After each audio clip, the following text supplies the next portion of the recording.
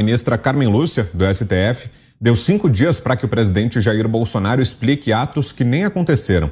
A magistrada quer saber detalhes dos planos de execução de um desfile alusivo aos 200 anos de independência do Brasil em Copacabana. Carmen atendeu a um pedido do partido Rede Sustentabilidade, de Randolph Rodrigues, que quer impedir a mudança de planos do desfile de 7 de setembro na cidade.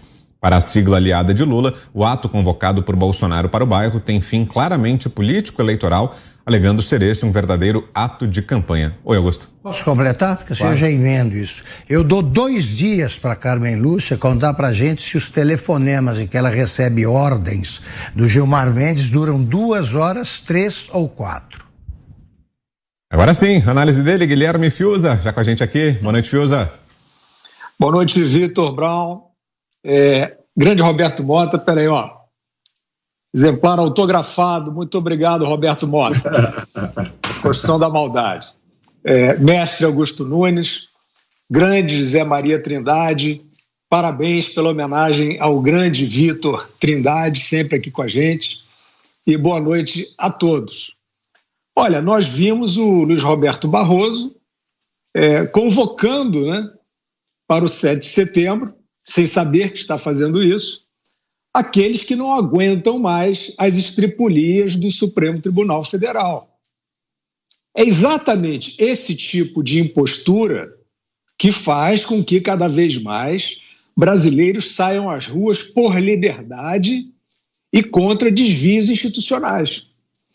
Esse mesmo ministro, eu não sei se ele acredita em democracia de gabinete, mas esse mesmo ministro que presidiu o Tribunal Superior Eleitoral, ele foi a outro poder, ao Congresso, para interferir numa matéria, e interferiu, e mudou o rumo do Congresso em relação a essa matéria, conseguiu uma transfusão de consciência na comissão. Os partidos, após a conversa com o Barroso, eles trocaram os integrantes dessa comissão. Vejam a gravidade.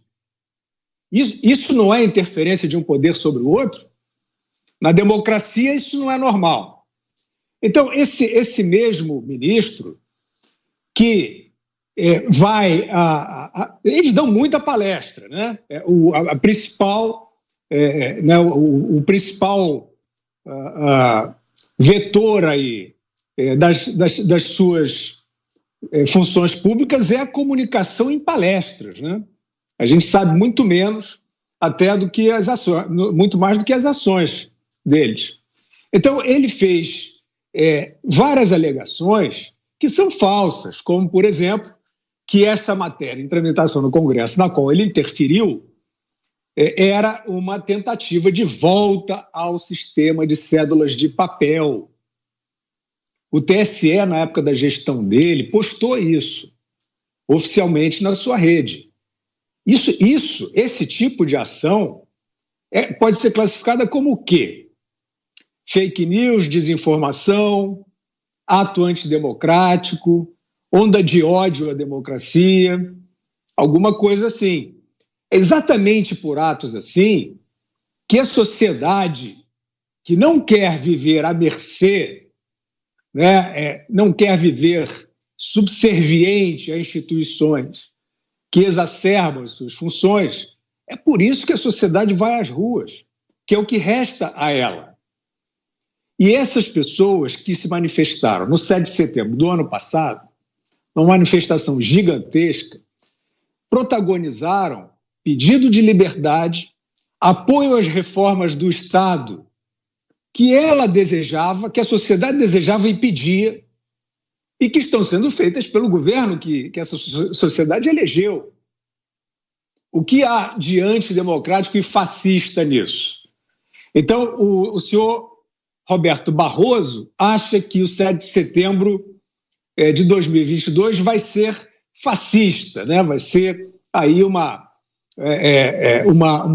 derramamento, né, de fascismo súbito sobre o território nacional. O que ele acha do 7 de setembro de 2021? A gente sabe.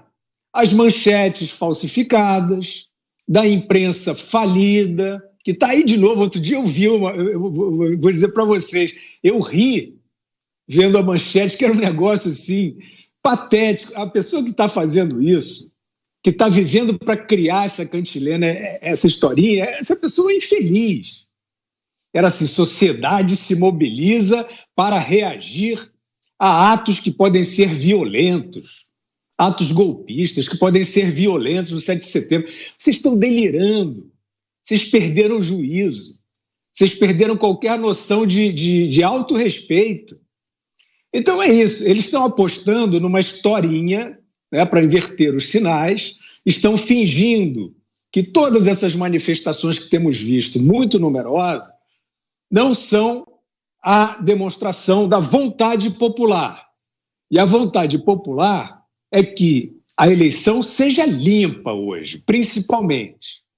E um tribunal eleitoral que é presidido por integrantes do Supremo, que atacam o presidente da República ostensivamente, ou por ações ou por palavras, é claro que a sociedade tem todo o direito de desconfiar da lisura dessa eleição, e ela vai à rua por isso.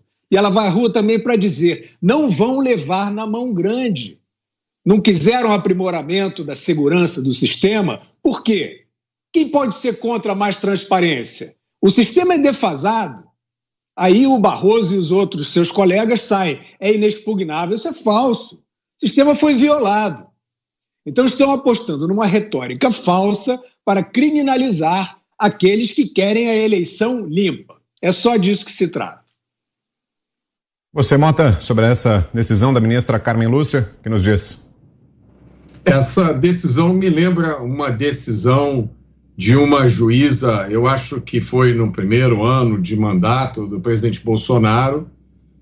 O presidente Bolsonaro tinha tomado uma medida de retirada de alguns radares de rodovias federais e a juíza determinou que os radares fossem colocados de novo. É a definição de dicionário do ativismo judicial, quando o judiciário invade prerrogativas que são exclusivas do executivo. Eu não vejo porque o presidente Bolsonaro teria que dar satisfação a quem quer que fosse sobre o local onde será realizado um desfile de 7 de setembro. Mas a gente já sabe que esse senador provavelmente já tem um guichê exclusivo para ele lá no tribunal, onde ele coloca os seus pedidos.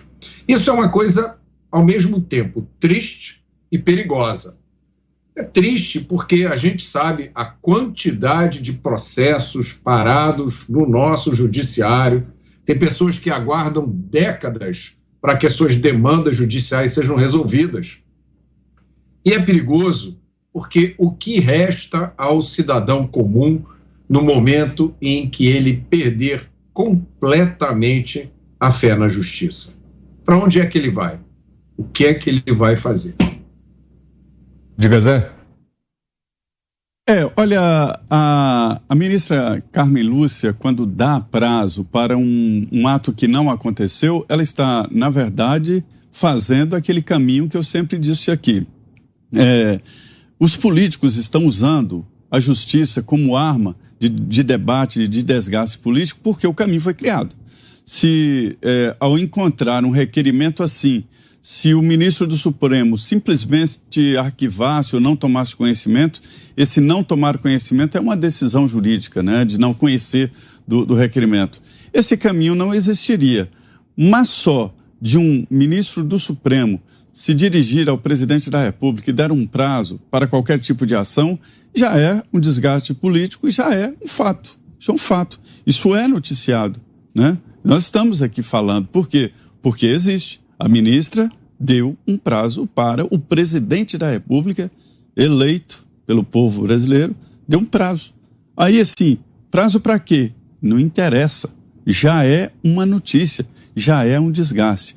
E é esse o caminho perigoso que eu estou dizendo sempre aqui, que os políticos usam porque existe. Existe o caminho. Se não existisse, não havia os Randolphs Rodrigues da vida entupindo lá o judiciário com esse tipo de requerimento. Senhor, isso tem um preço. Isso aí demanda trabalho no judiciário, tempo dos ministros bem pagos, que são muito bem pagos, isso tem um preço, inclusive, em dinheiro. Então, isso tem que parar, esse tipo de litigância de má-fé, né? 7 de setembro, repito, será um dia nacional onde todos vão celebrar o Brasil e de bandeiras, né? Ninguém pode tirar a bandeira das mãos dos brasileiros. Olha, nem 1000 ladrões podem roubar corações.